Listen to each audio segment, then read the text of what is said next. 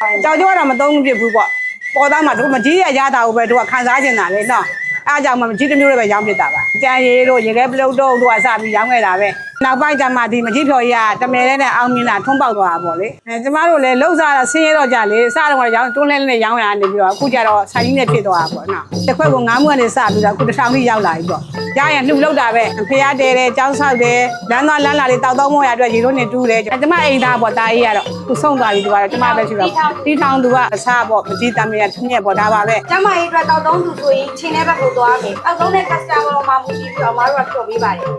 မူကြည့်တစ်ခုဆိုရင်၄ခွက်စားပါတယ်ဒီတစ်ခုဆိုရင်2ခွက်စားပါတယ် organic စစ်စစ်ဖြစ်တဲ့အတွက်အေးနိုင်အောင်ထားနိုင်တော့2ရက်3ရက်အေးအောင်မထားနိုင်ဘူးဆိုရင်တော့ဒီနေ့တစ်ရက်ပဲရတယ်မတို့ကဒီနေ့အတွက်ဆိုင်ဖို့မယ်လေးဆိုရင်ဒီနေ့အတွက်ပဲလုပ်တယ်နောက်ရက်ဆိုအောင်မလုပ်ဘူးနှွေးရဲ